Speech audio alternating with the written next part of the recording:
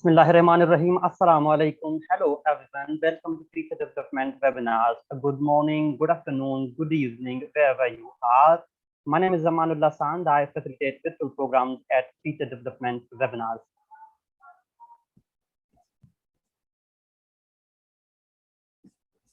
Teacher Development Webinars is a social action project to support teachers and educators around the world with professional development opportunities. It is an initiative using the rise in online professional development to connect people from around the world with opportunities which they may not have had due to the old normal of face-to-face conferences. And for this webinar, development of teacher identity through research,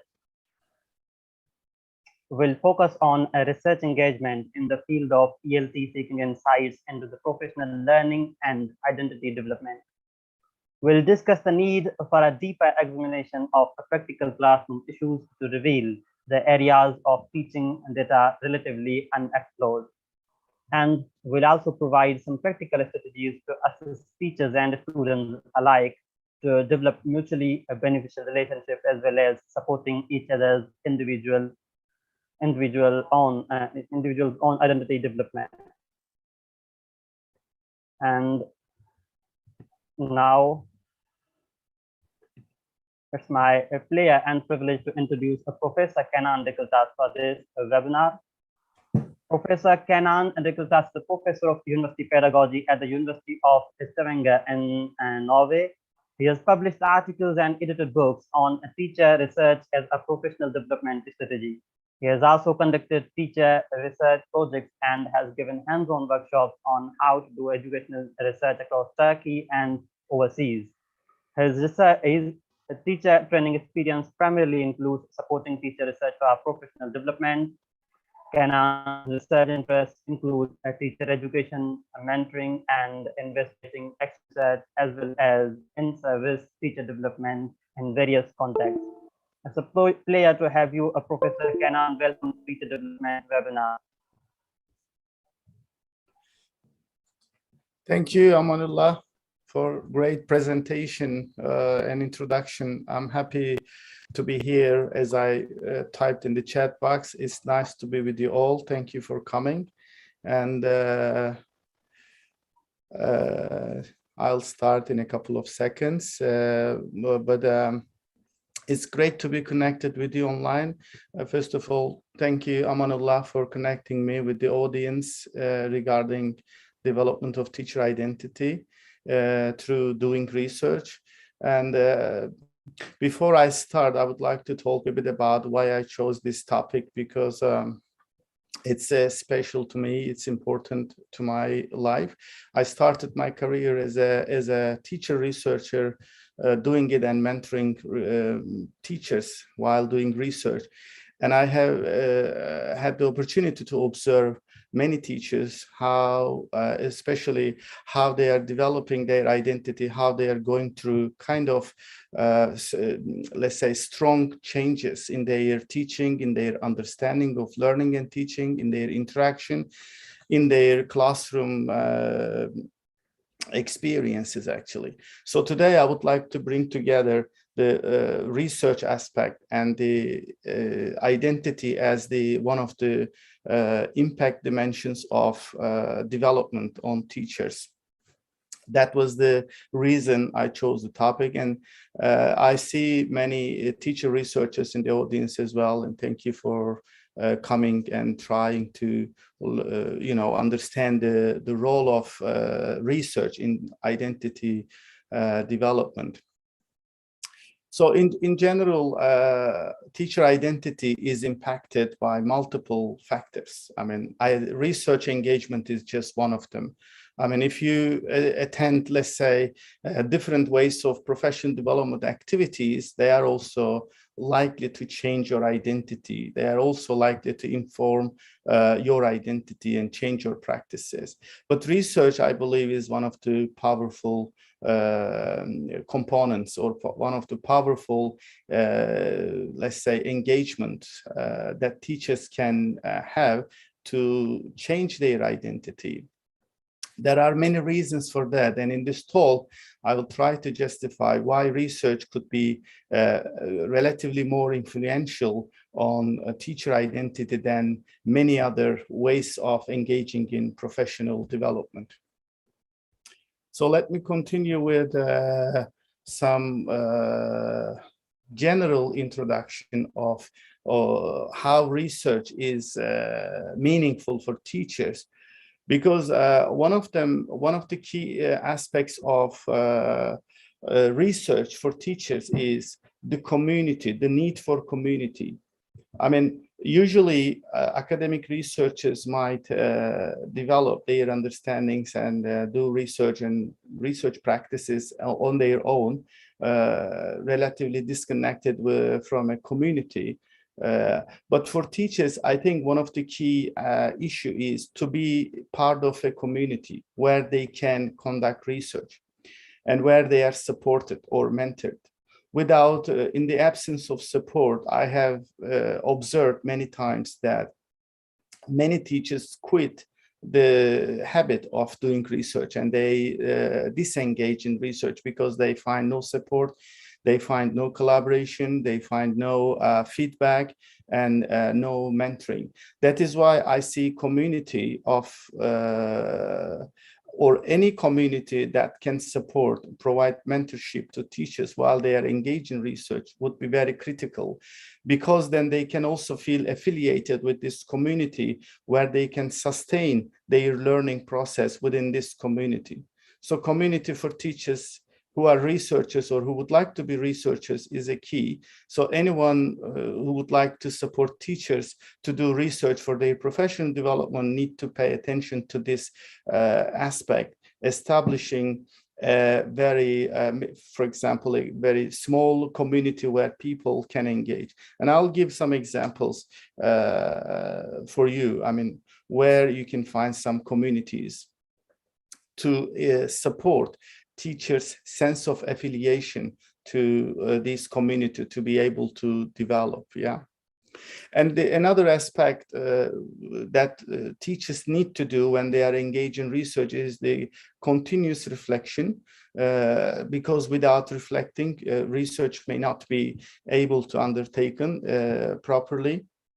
And I see teachers who are keen on reflection as devoted ones, because you know, if you're reflecting on your practices, if you're reflecting on your practices to do research, then this is also a key indicator of devotion to your profession and commitment to understanding your own practices. And research requires deeper reflection to develop criticality, to develop kind of a design to understand your practices and access evidence that will help you justify how you teach, what you teach, and why you teach in that particular way. And beyond reflection, we also need to develop a mindset for inquiry, which is also very critical for doing research, and especially for teachers who are doing research. And I find, like, when you do reflection, I describe it as devotion, but when you do inquiry, a deeper analysis of your practices, then I find a sense of passion in that process, because because undertaking inquiry into your practices will require a deeper understanding, or will require more commitment, deeper commitment that will be related to the sense of passion, I would say. And for teachers who are doing research as well, the accessing evidence is also key. And I find the relationship between evidence and research is key, because it empowers teachers. It provides power to teachers when they know why they do particular things in a particular way. This empowers them. Or if they have evidence of any impact of their practices on student learning, then this empowers them. So empowerment is supported by the ownership of evidence as a result of research. So I find these four elements, community, reflection, inquiry, and evidence, very important for teachers, especially because they inspire different impact dimensions like affiliation, devotion, passion, and power. Yes, and sorry, some people are also. So I was thinking about what kind of communities exist in ELT, in language teacher education worldwide. And I found too, I mean, maybe there are very many local communities where teachers are collaborating, not necessarily doing research, but there are also communities where they are doing research. I tried that many times in institutional contexts and levels in Turkey, where I set up a lot of communities where people were part of it, and they worked together, they researched together, they published together, they presented together. That was one of the key aspects of that local community. But if you can have a look at this classroom-based research, which we established 5-6 years ago, you can also find that there are, teachers functioning, learning, developing within this community, where you can find annual mentorship training or teacher training on how teachers can do research.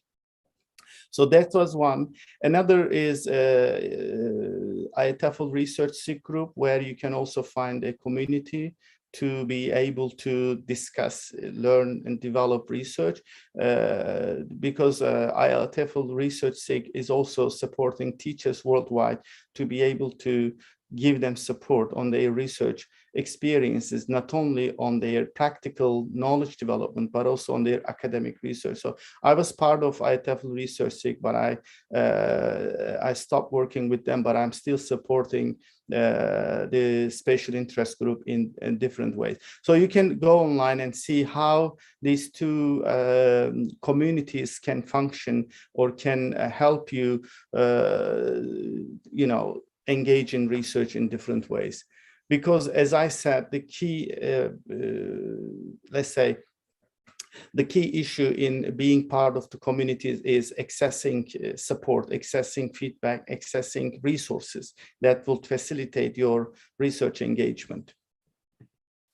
And again, from the field, we have generally different people, but I chose to explain what I think about research from different perspectives.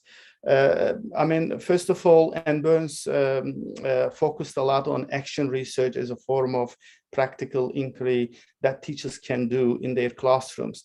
And in that one, usually teachers are seen as change agents. So they try to change their practices, change their understandings by reflecting on their practice and designing a kind of intervention that they think will change the practice in the classroom. So I think the development through action research can be described as development of practice after research. So usually people design interventions, they implement it in 1 or 2, 3 cycles, and then until they make sure that the intervention is making an impact, positive impact on student learning, then they decide how much they should change, whether they should change their practices in the direction of this practical intervention. Whereas in exploratory practice, teachers are seen as explorers rather than change agents. Of course, there is always opportunity to change as a teacher when you are engaged in research. But in EP, you will see that development is seen as practice-based research, where teachers actually design their practice and integrate research elements into the practice. That is why I see it as a practice-based research, because teachers prioritize their classroom practices and then add research elements into that to be able to generate some kind of data. So this is more focused on understanding for teachers, I would say, understanding self through learners, because learner engagement is sometimes more focused on exploratory practice, where teachers are exploring perspectives of students, expectations, needs, and interests, and then decide to make further and deeper research in that sense.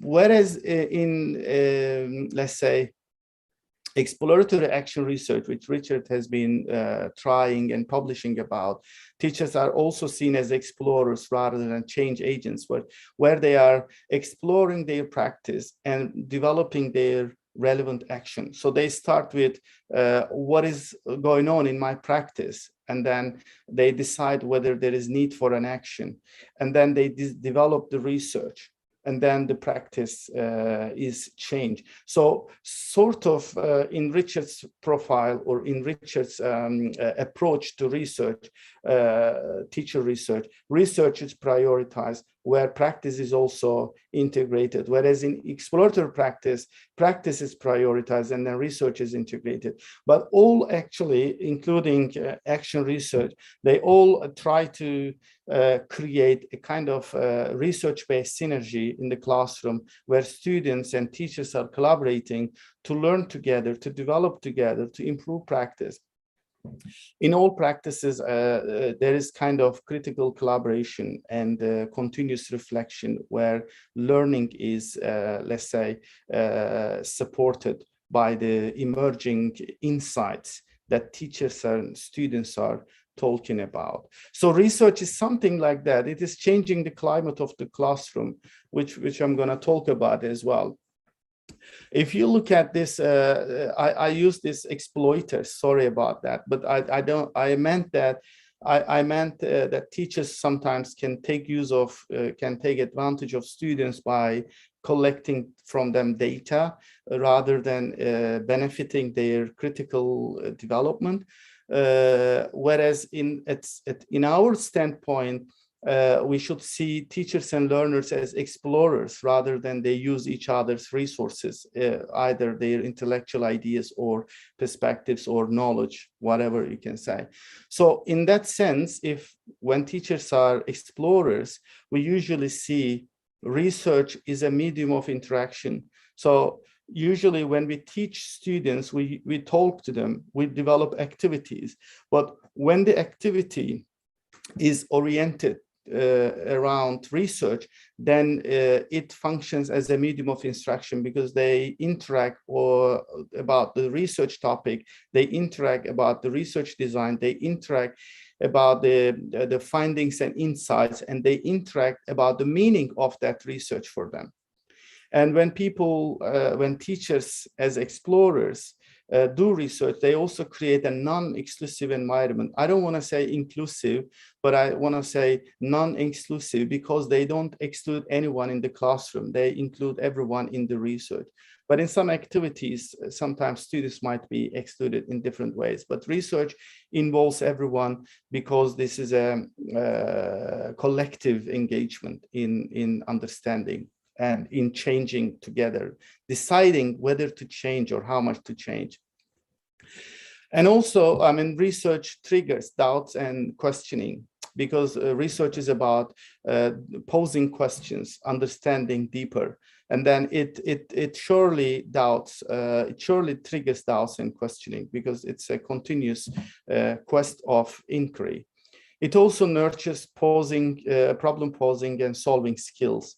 It maximizes mutual understanding because teachers and learners to learners, they try to understand each other.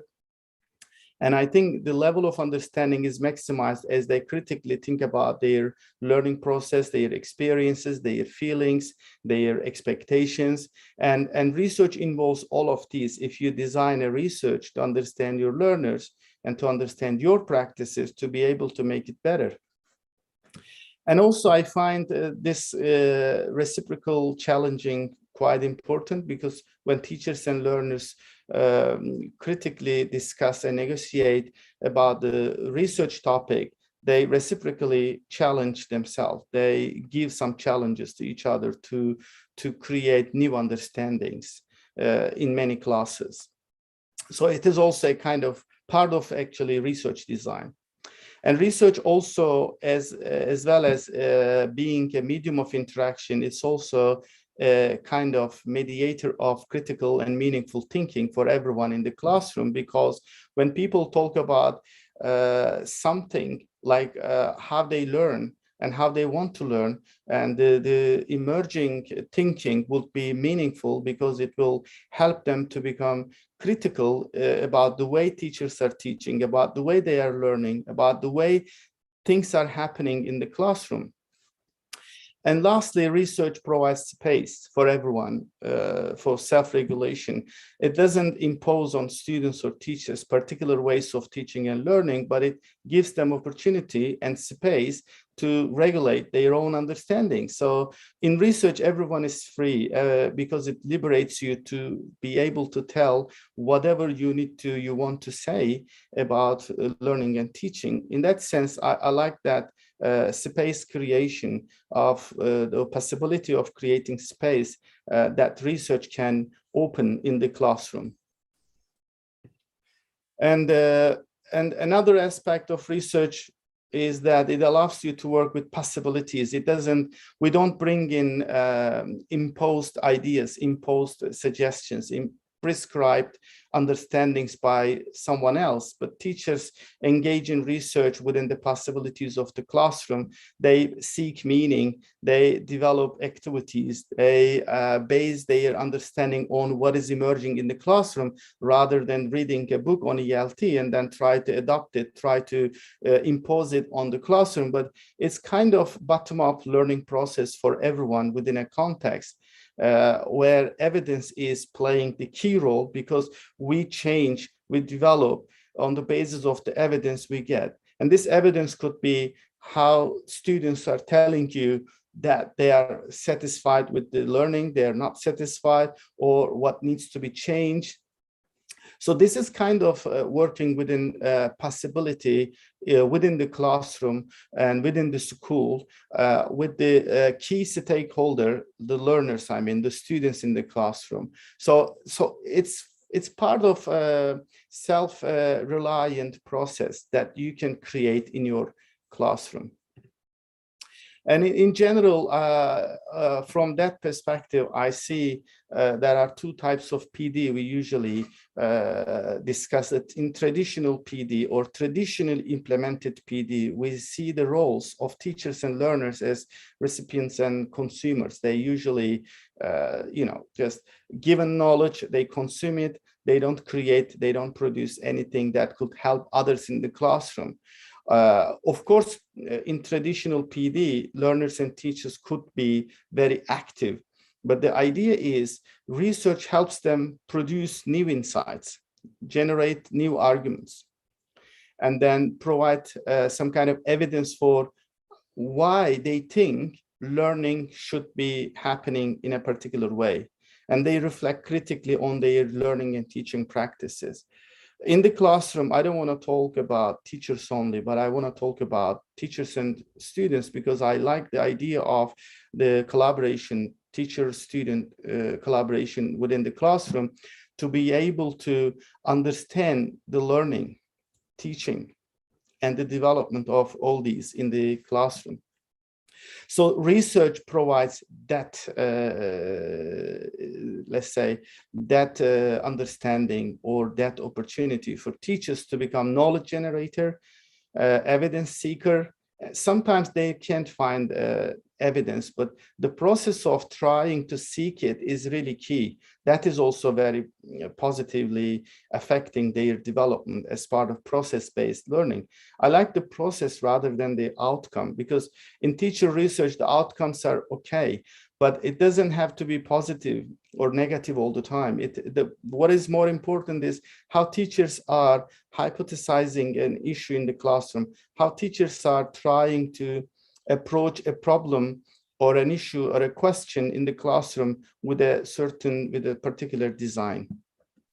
In that sense, the process of engaging in research is key rather than the ultimate results. Of course, results are key, they are important, but it's also important not to impose a particular result, not trying to find something really positive all the time, but trying to come up with something negative and then restart the wheel and then, re-research similar topics because you couldn't achieve what you were supposed to do because maybe something didn't work in the classroom. So this is the continuous process of trying to understand is the key point that teachers can develop through research. And so we've been talking about research as a medium of interaction, as a mediator of interaction, I would say. But how does that impact teachers and identity? This is one of the topics that I want to talk about. So when you look at identity, it is described differently. It's sometimes seen as how you describe yourself. What is your identity as a teacher? And your description will usually involve elaboration on what you do or what you don't do, why you do particular activities in particular ways, and how you learn, how you teach, how you develop, and how you interact. Actually, so description or elaboration on your identity will require your practices, your approaches, your interaction. So identity is the way you see yourself and the way you are seen by others, especially by your students from that perspective. So how does research change you or your identity from that perspective? Does it change the way you see yourself? We will be focusing on that a little bit. And in general, teacher identity is a complex issue where we need to unpack a number of issues, because we said it is about what we practice. We said it's about how we interact people. We said it's about what we don't do in the classroom. That is why unpacking ourselves from like looking our perspectives of practice and perspectives of interaction would be very interesting to reflect on. So as you reflect on your practices, you will probably have a clear understanding of who you are. When you reflect on your way of interaction with your students, you will understand your identity better, because you will see yourself as an interlocutor, as an instructor, as a communicator, as a facilitator in different ways. That is why we say identity is sensitively influenced by your practices, how you do things over time.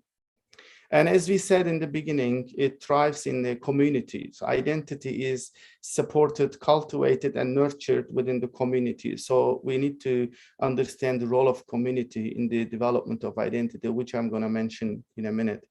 It's also highly dependent on the colleagues and students that you're working with. So teacher identity is based, or its development is closely related to the way you are functioning, you are living, you're working, you're being in a community, let's say. And in general, it develops over time. We cannot say that identity develops in one day. It takes time and it never ends as long as you work. One of the questions I was asked in a conference, I was talking about the identity and how teachers can develop identity. And one teacher asked me, when I will get this type of identity, when I will develop that. And I said, never. As long as you teach, you're going to be seeking that identity. You're going to be working for this identity. Just focus on your work, reflect, research, try to understand, analyze, and try to justify your practices, which is gonna help you develop your identity continuously. You can't say that this is the ideal identity, because there is no such a thing. An identity dynamically evolves, and it is, as I said, socially situated in particular context. If you're working in a particular context, your identity might be shaped according to the practices there. Whereas if you're working in a context where resources are lower, then this can also be a bit influential on the way you are developing and constructing your identities. Yeah, so identity is always in a motion, and it is negotiated with others in the context, implicitly or explicitly, I would say.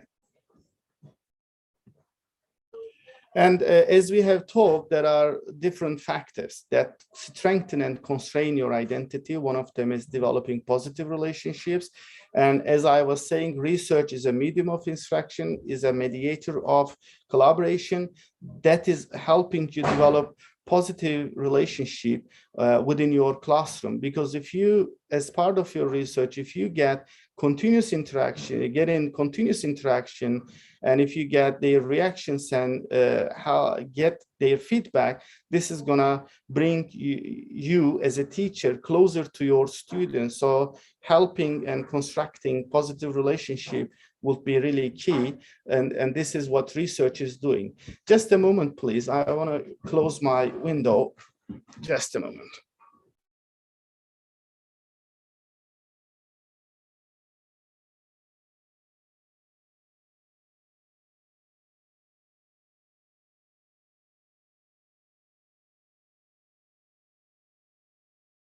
Sorry about that. There are some construction outside neighboring.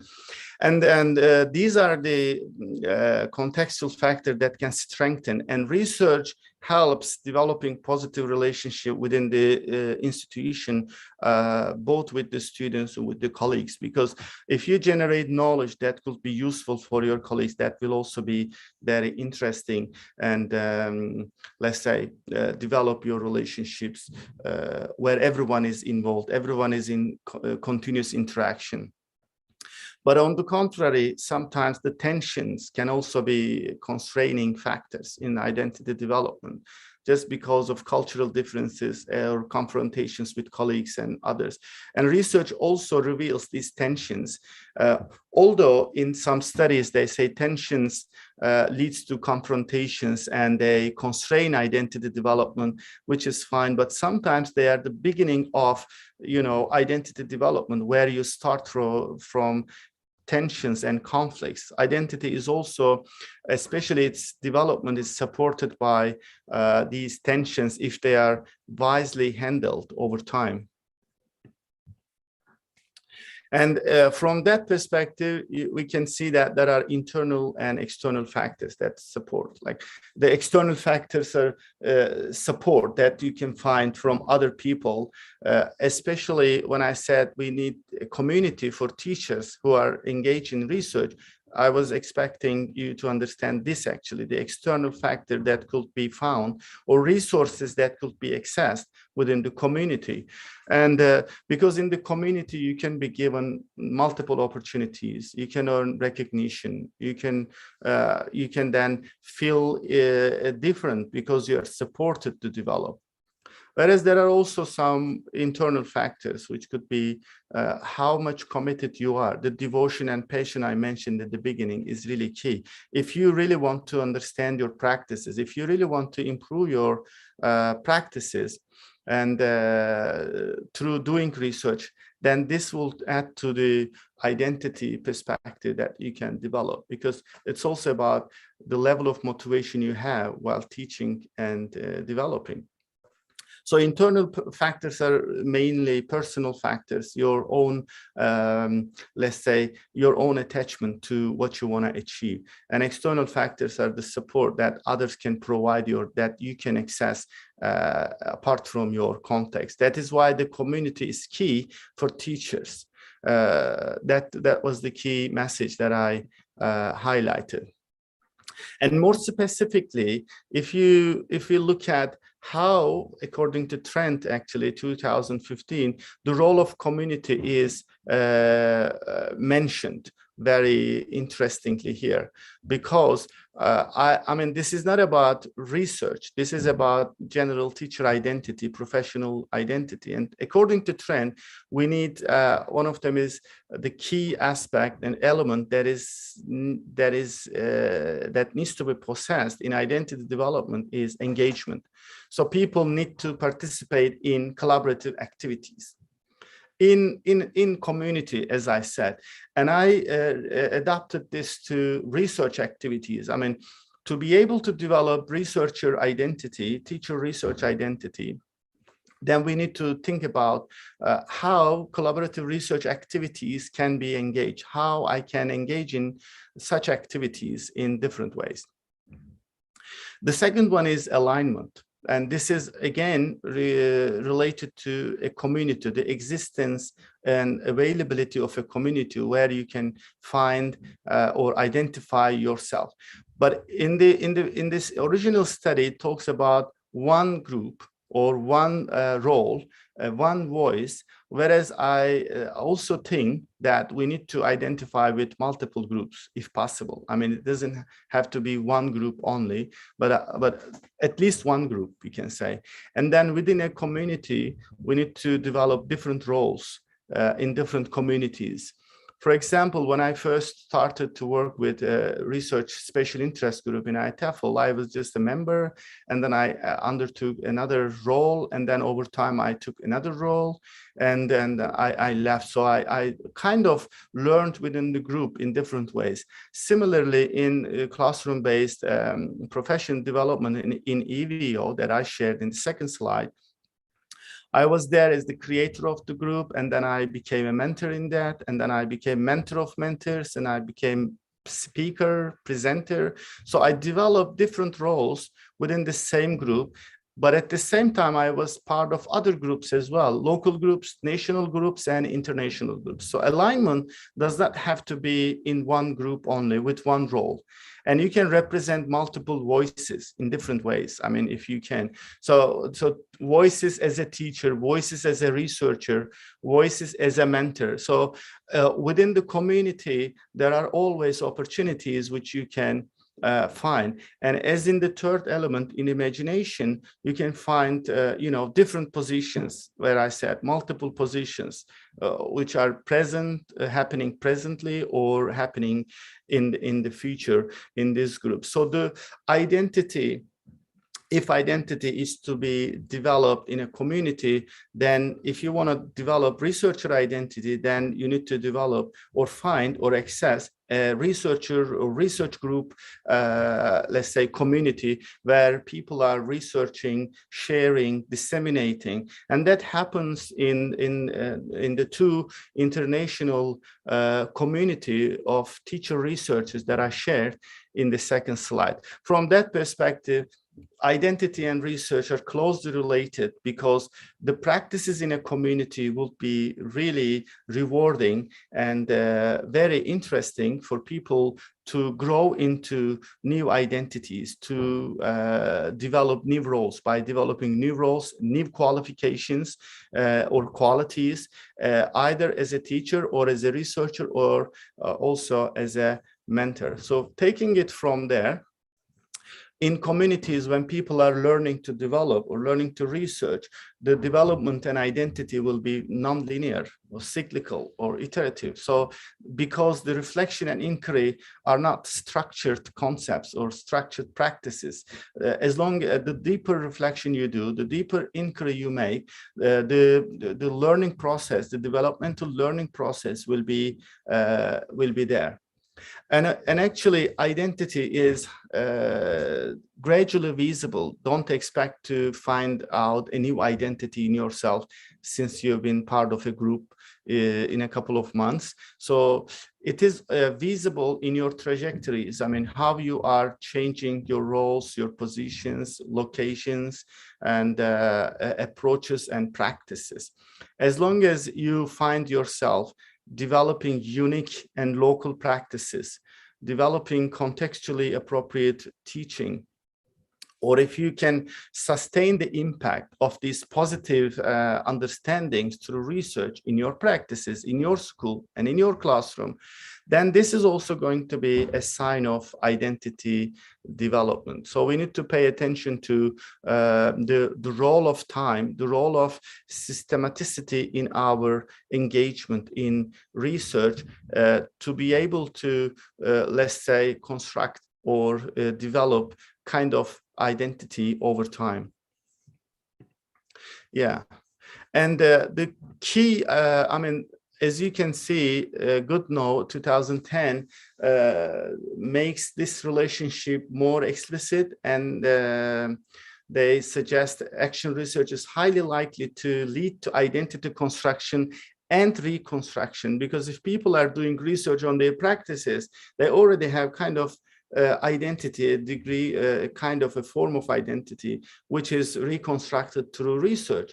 And the justification that is made here about the role of action research in identity development is that teachers are highly likely to make that change because they are in the center of their engagement, especially in the research, because they are not, I mean, external people or researchers are not coming to the classroom and doing research on them. That is not probably change their identity, but they do the research in the classroom.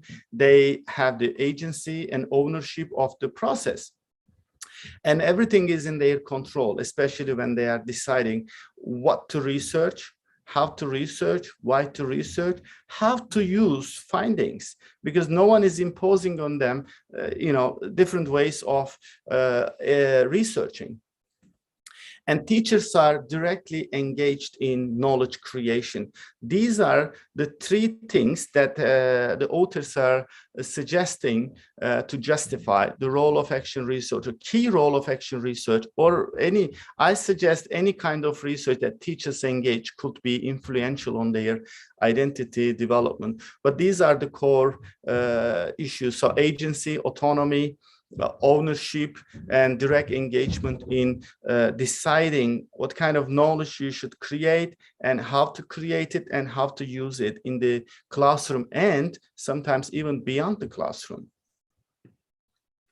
So, I mean, the relationship of identity and research to me is can become visible if people face challenges, if people undertake these challenges and work on these challenges in their classrooms.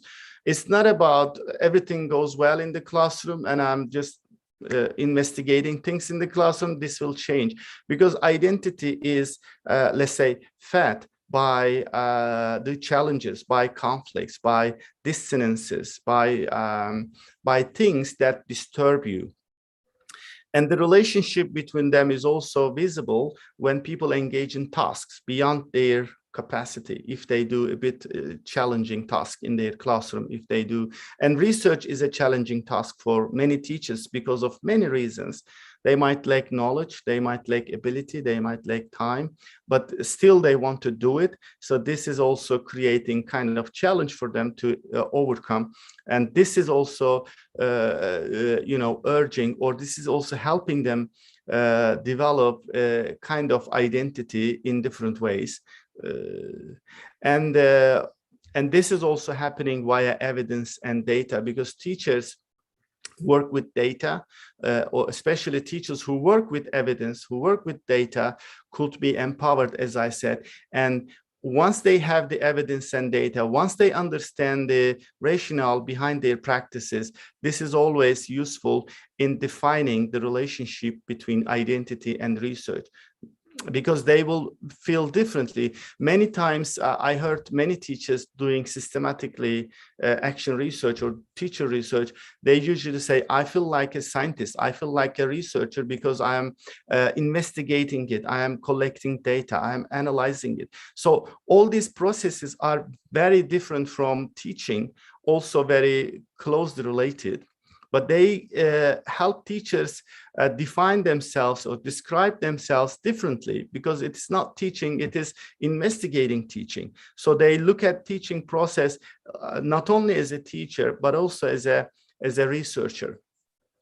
And I really focus on the last item, because identity is becoming more visible as people engage in research, because through research, teachers reveal unspoken and unexplored issues. We usually ignore these things, but research reveals many unexplored and unspoken issues. So to make them explicit, we need to listen to the students. We need to look at how we interact. We need to record and understand how we are discussing and how we are instructing, how we are interacting in the classroom, and see if there is something that we don't even tell ourselves need to be unearthed through research and analyzed with some support, I must say. So identity and research is closely related, because research urges identity change because it gives you information that you didn't have, And this is urging you to change. You have to change then. I felt that myself even, you know, as I find things about my classroom through research, I had to act on it. I had to find different ways. I had to develop different insights. And this process of trying to be different, trying to be more effective in the classroom is definitely a kind of influence on your identity, if you can focus on how your identities are changing. And regarding, you know, the other perspective of action research or role of action research on profession development, there are some studies talking about the role of, I mean, they talk about how identity can be changed or processed or analyzed or improved. And they talk about the role of social process, interaction with others in professional context. So interaction in social environment is key to form identity, to negotiate your identity, to develop your identity. These are really key issues. And I am relating the several elements of research process to this kind of social interaction. As I said, research in the classroom is a medium of interaction, is a mediator of collaboration and reflection. So from that aspect, research is providing that social process and interaction, which could be very influential on identity development, as these three key studies that are often cited in our literature show. So we need to pay attention to that aspect. If research is only based on collecting data through questionnaire, which you give to the students, like, okay, rank one of them from 1 to 5. This is not research that we are meaning. We refer to research as a constructive process where teachers and learners listen to each other, create and generate data, analyze it together or teachers alone with colleagues, doesn't matter, but students need to be given the opportunity to reflect.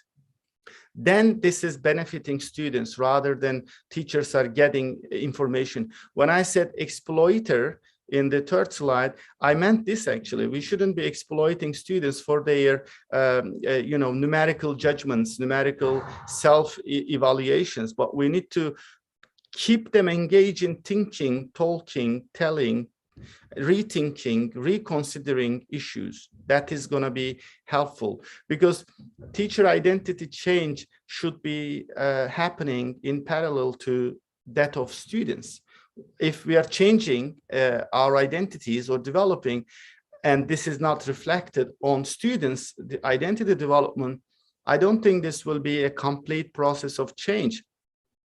If we have students with whom we are in touch or with whom we are connected over years in primary school, in secondary school, then we need to see the identity-related changes in us should be reflecting on their identity development as well. That is also another aspect. And in one of my studies, we found the key, very relevant findings about the role of action research on teachers. In this study, we collected data from teachers from Turkey, who had been dealing with or doing action research for the last 4 years. So we collected data at the 4th year. And then we interviewed with them in different ways. We collected data. And then when we analyzed, we saw that there is kind of identity change in the way they you know, teach, in the way they become a teacher.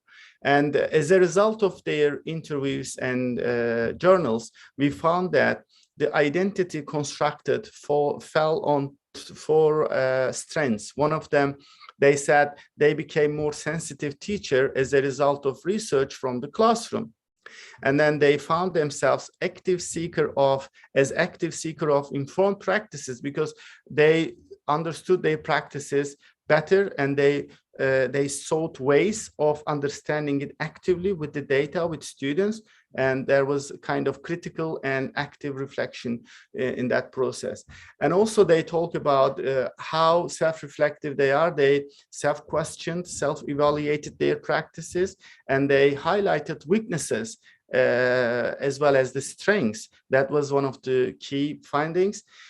And also research helped them develop kind of empathy about their colleagues and students, as well as their research collaborators. So as you can see, there are some really key issues: sensitivity developed, empathy built, and then reflection enacted, and then, you know, justification and evidence were sought, and this helped them develop. And we qualified this identifying process in general. And we can see that they became more humanist. They were keen on acquiring knowledge from their internalized personal knowledge and engage in reconstruction ongoingly. And then they constructed a teacher kind of knowledge construction through reflection by going through their beliefs. Yeah. And they developed a lot of awareness in terms of how they can reflect more on their practices and on the things that are happening in the classroom. And also they became more interactive. So interactive, constructive, acquiring, and humanist elements or qualities emerge as a result of our findings. So this is actually a good example of how action research at the end of the 4th year can impact university language teachers, English language teachers, practices, or how they see themselves as part of their identity development. So there is kind of evidence that research, when engaged in over time in a sufficient period, can lead to identity changes, as this article more specifically is showing. So before I finish, actually, I would like to give some ideas about how research is actually cultivating identity in teachers. Like I tried to find out some key perspectives, because when people engage in identity, they value their learners as long as they are engaged in the research process. And teachers discuss critical questions with students, because research is urging them to do this. And as people are doing all these critical activities with their students, this is also helping them position themselves in a different way. And research is kind of bringing in different activities that they can enact in the classroom, as opposed to normal teaching. Because in the teaching, there is instruction, there is activity, but here there is also talk, critical talk that involves everyone in the classroom. So this is also helping teachers to position themselves as a different teacher that is no more acting as a transmitter, but as a facilitator in the classroom. And also teachers, when they question the teaching and learning, they demonstrate and model criticality in the classroom, which is, they become a model to the students, because no one is perfect, and students start to believe that, okay, we can criticize, we can understand it differently, we can question things. And teachers also show willingness to explore. They question their activities, their perspectives, their beliefs, to explore new insights. And during the research, with or without students, they justify what they do and how they do it. And they continuously experiment their practices. This is also showing how powerful research can be on teachers, because of all these processes, cognitive or social processes that teachers are engaged.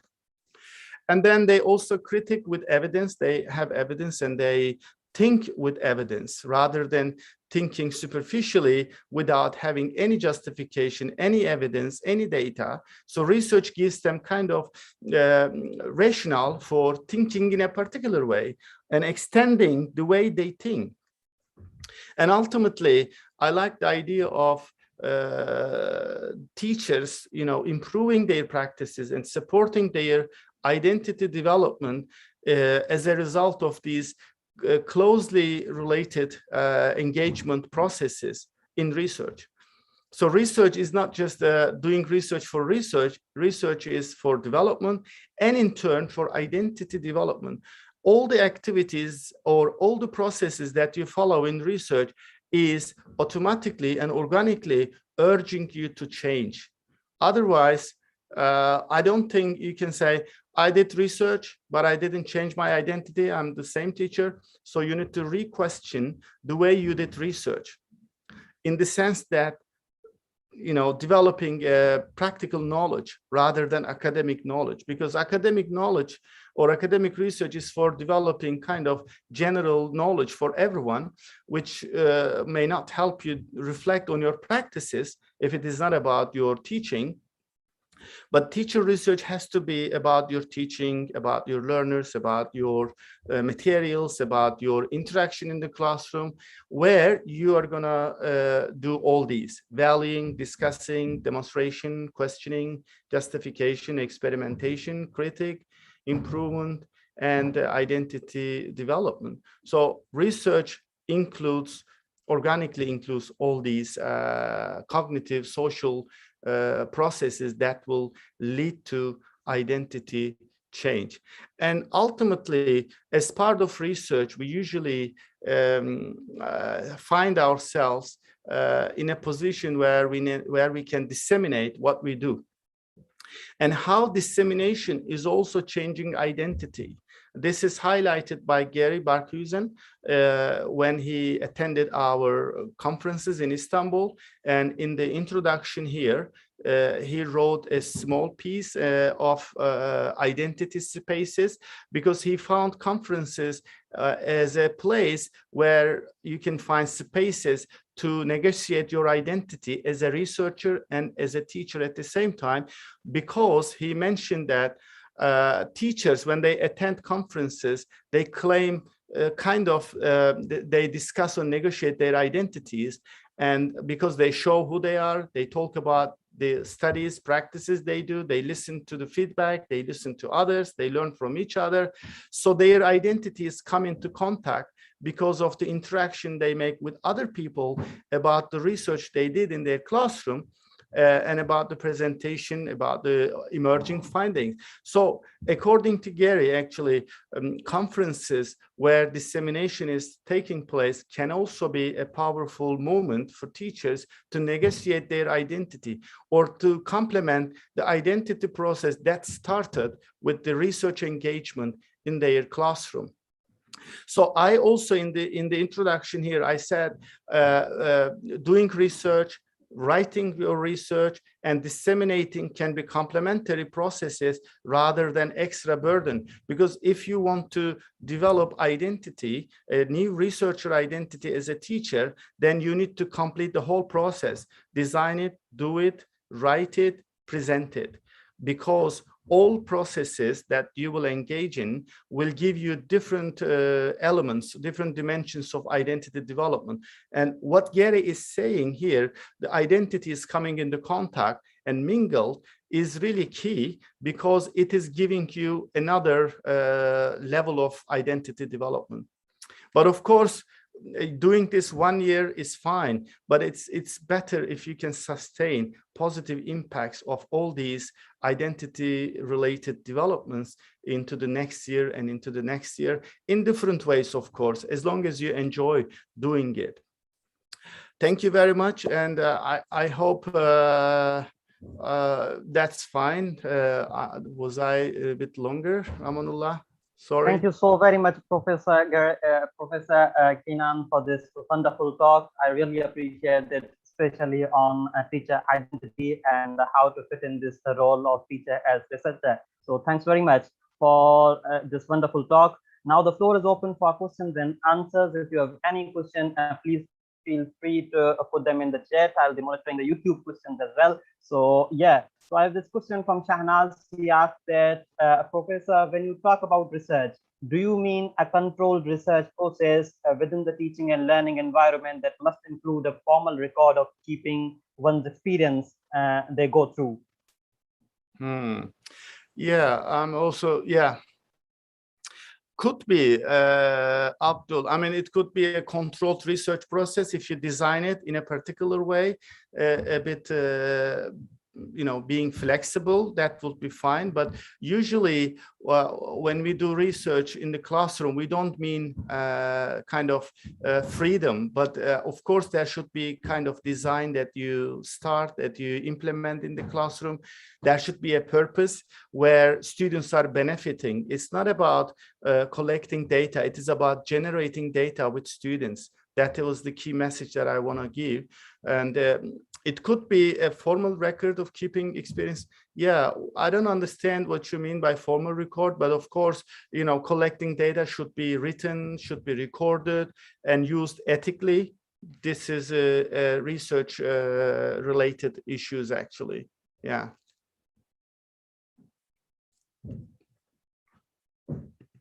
Any other questions? Wonderful. So yeah, another question from Ravi. He asks, are teacher researcher identities different from teacher identities?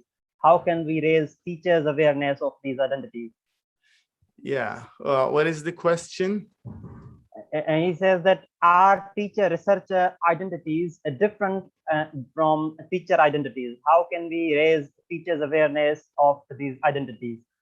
Okay, so the differences between academic researcher identity and teacher identity, you mean, or teacher researcher? I mean, in general, I see teacher researcher identity as a practical one where you need to grow into new roles to be a better teacher. But in academic researcher identity, it develops in a different way. They develop in relation to institutions, in relation to expectations, publications, and developing research knowledge for everyone. Whereas in teacher researcher identity, what is adopted is the way you are, improving or approaching your practices in the classroom. It's quite limited to the context that you are doing. Whereas in academic identity, I think it's more general and it's guided and let's say constrained by institutions as well. Yeah. Yeah. Any other questions? Great. Yes. So another question from Nagina Masova from Poland. She asked that what kind of ways do you recommend for teacher development other than research? Yeah, good question. Thank you. And actually, yeah, there are also, if we think that the key criteria for, successful profession development is that teachers need to be in the center, in the control, then I think it would be interesting to think this reflective practices where people reflect together through critical friends, where people can read and analyze different data sets, the data-driven learning, maybe. But apart from all these, whatever you do, it should be systematic and extended over time. Even if you're engaged in workshops, it doesn't have to be one shot, but it should be, multiple times where everyone is involved in different ways. It should be collective. It should be contextualized. So if you keep up thinking about what principles should govern our profession development, then any kind of profession development can be useful if it is practiced in a different way. I sometimes, people say workshops are not useful or short courses, but what if you turn short courses into practical courses where people are actively engaged, where they are given different tasks, where they are asked to collaborate, where they are allowed to reflect. So then a short course even can be turned into a really key profession development activity where people really learn. If it is a workshop, for example, not one shot, but a series of workshops extending over time, could be useful. So I don't want to say workshops are not useful, but I'm criticizing sometimes the way workshops are given rather than, what is given in the workshop, because anything can be turned into a learning opportunity for teachers as long as they are included in active learning, as long as they are asked to share, collaborate, reflect, or even analyze or justify what they are doing. Yeah, I hope I said. Yeah, wonderful answer. Yeah. So yeah, another question from Ligaya Villanueva from Philippines. She asked that why is research important for the development of teachers? Which question? Can you repeat again? I'm trying to find it. Yeah, she asked that what are why is research important for the development of teachers? Yeah, okay. Why research is important? Huh? Yeah. Actually, because of many reasons I listed, because research is offering teachers to engage in multiple cognitive and social processes. When they include their learners, they recognize learners' perspectives. They want to understand. So this is one thing. And if they discuss some issues with students, students will think that what teachers do is subject to scrutiny, subject to criticism. So they feel that they are liberated to talk about the practices and to express their opinions. And this is also very important. So research includes several social and cognitive processes within itself that is enacted automatically, like justification, like working with evidence, like sharing, discussing, critical understanding, mutual challenging, as I said in the slides. These are important aspects that research is allowing actually for teachers and learners to experience and ultimately benefit in the long run. Yeah. Wonderful. So another question from Salil Salik, and she asked that how can external factors have negative effects on teacher identity? How can action research negatively affect? How can external factors have negative effects on teacher identity? Yeah, of course. I mean, if people want to do research and their institutions do not support, do not provide resources, do not give time, they might be wary of doing it. And yeah, I mean, the external factors usually when there is lack of resources that people can use to be able to complete their research. Many teachers say we're not allowed to do research in the classroom because of ethical concerns, or the teachers are not allowed to do it because institutions want them to focus on teaching only. But I find teaching and researching as a complementary process, because researching includes reflection, and reflection needs to be made on teaching. So if you just teach without doing any reflection on your teaching, how will you achieve improvement? How will that institution be successful, a successful institution that supports student learning?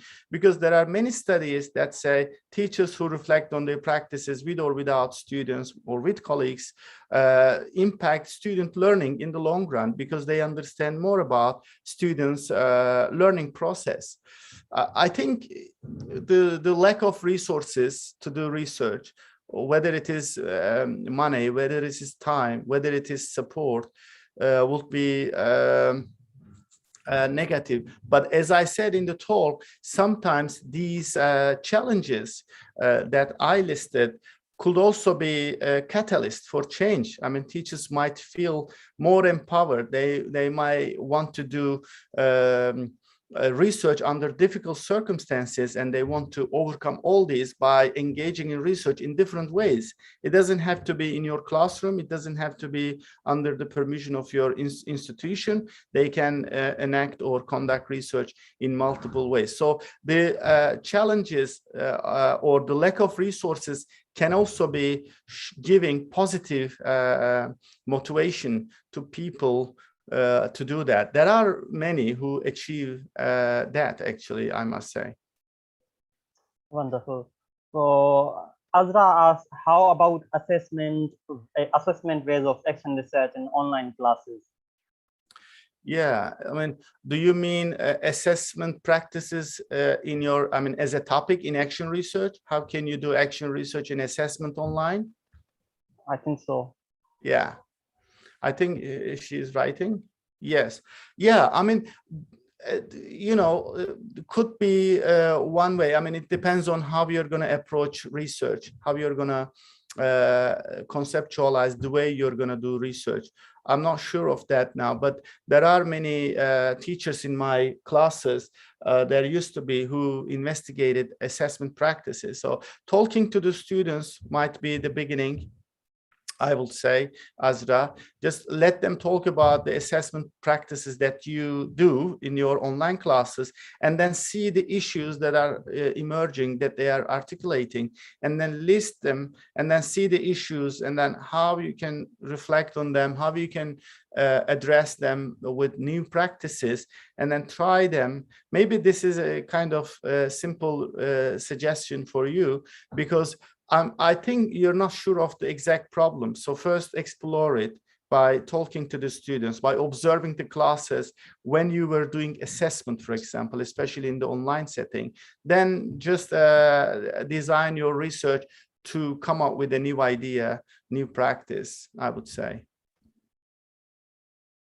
Great. So Tamari from Georgia, she asks, do you think that online research can be as effective as traditional one? Online research can be as effective as traditional one we used to do face-to-face. Okay, I mean, so doing research about online classes, you mean, Tamari? Yeah, yeah. I mean, that has started in many MA courses where students are asked to do action research. I saw that maybe all of them started to investigate the online classes rather than physical classrooms, because they didn't have one because of the COVID situation. And what I saw, it was easier to do action research in online classes because everything is recorded, and the chat box is full of student responses, formative or summative, whatever. So all these naturally occurring data served for their purposes. So they started to understand what is going on when they are teaching in the online classes, because they watch the video of the class, the recording, and they check the chat again. And all this evidence need to be handled separately. In traditional classes, you have to record, you have to get permission, but in online one, there is this opportunity. I will suggest or invite everyone to just go and watch their recordings of teaching, so that they can see things that they can't see simultaneously as they are teaching in the classroom when they are online. So this post video view could be really interesting and a starting point for designing a kind of teacher research, either as an exploratory practice or action research or teacher research, or in different forms. Yeah. Wonderful. Yeah. So Havaka, she asked that how the teacher define the And yeah, do you talk about, I couldn't hear your question, Amanullah. Yes, so Hava asked about how to determine your research area. Yeah, I mean, the research topic should not be decided, decontextualized or disconnected from the realities of the classroom. I think it's good to explore, as Richard and Judith always suggested, before you start your research design, it's good to explore the issues that are coming up in the classroom, to think about it, to do a reflective session with students, to find out, you know, what is most relevant, what is more essential topic that urges you to understand more.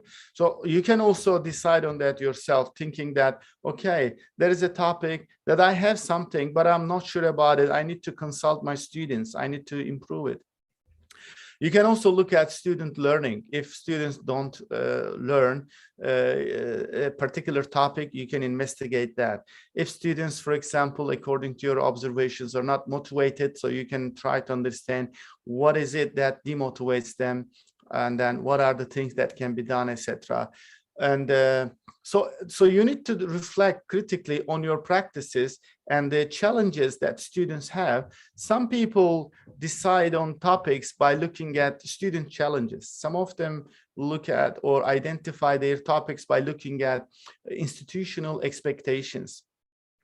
Some of them think about, improving their practices because they themselves are not satisfied with the way they are doing it, or it changes. So there are many ways to approach, but I think it should be challenge-based, problem-based, and maybe priority-based sometimes, or student-led choices sometimes. So just think about different sources that can help you identify a topic, whether your students, whether your own understandings and judgments about learning and teaching. Yeah. Wonderful. So Anna moved into the question from her, as she asked that could you please suggest some of the good journals for teacher education and publishing articles in them? You want me to suggest journals to publish teacher research? Yeah. Yeah, I mean, it's interesting, very interesting question, not easy to publish. When I say community, I also, meant that you can find kind of support for publication and access to resources where you can publish. For example, ResearchSeek has a kind of journal, ELT research journal, where you can send your publications. The editor is Dario Banegas from Scotland.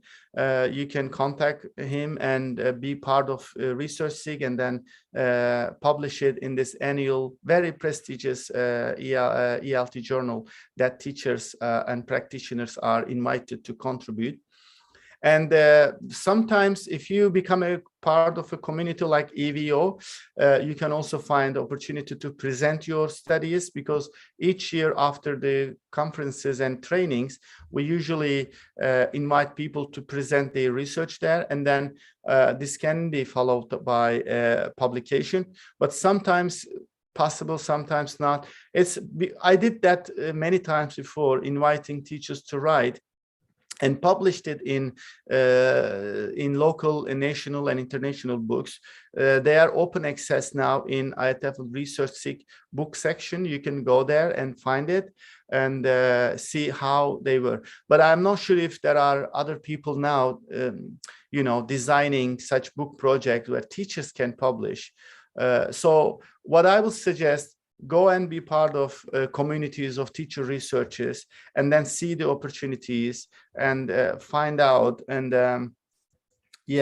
but ELT research and all the publications that special interest groups are producing in IATEFL can be, applicable to you. If you're writing about autonomy, there is Autonomy-Seek. If you're writing about assessment, there is Assessment-Seek, where they are publishing in different ways. But ResearchSeek is publishing research-based things in ELT journal that they are annually publishing, which is fine. And if you're writing about technology, there is this Learning Technology Seek, which Sofia is leading. Maybe you still lead, sorry, I'm not sure about that. I don't want to mislead you. Yeah, so go and see how communities can support.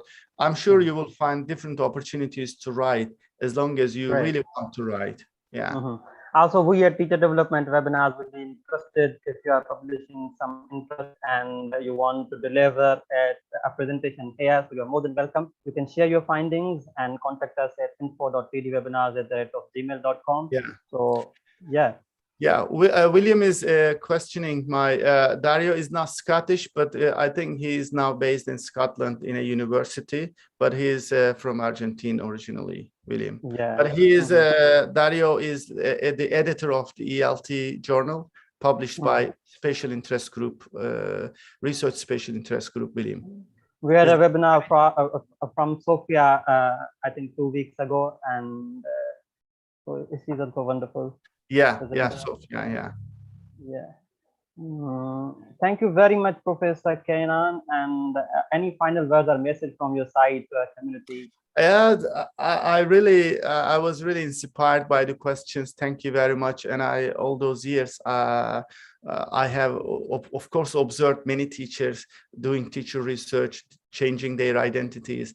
And I think we have some here as well who has had this experience. And I'm happy to be talking about that topic because I believe in developing teachers, learning teachers rather than knowing teachers, because learning and developing is an active verb which teachers need to adopt when they want to develop their professional practices. And I think identity is not an end, but it's a means of development. We shouldn't think that, okay, I will develop that identity and then stop there. The identity development is a means of development rather than an end. Yeah. Thank you. Wonderful. Nice Thank you to so be very with you much, all. Professor Kenan. We really appreciate it. Thanks for great ideas. And for those who are interested in this recording will be available at Teacher Development Webinars YouTube channel. So you can share with your colleagues and fellow teachers if you are interested. I would really appreciate that. And for our future webinars, you can follow our social media channels. We are available on Twitter, LinkedIn, Instagram, Facebook page, and Facebook group. So yeah, this recording will be available at Teacher Development Webinars YouTube channel. And if you want a certificate on demand, you can write to info.tdwebinars@gmail.com. We are also available at all the information regarding our events is available at our website www.tdwebinars.org. Thank you very much, everyone, for your presence today. We had a wonderful audience and diverse audience from each and every corner of the world. I think except Antarctica. So yeah, thanks very much for your wonderful interaction and engagement. Really appreciate that. For my local audience, Pakistanis, I would like to remind you that this Delta variant of COVID-19 is hitting us hard here. So please be responsible for your lives, for your loved ones' lives. Keep following the SOPs and please avoid exposure to these crowded places. Thanks very much for joining us. Yeah. Be safe. Bye-bye.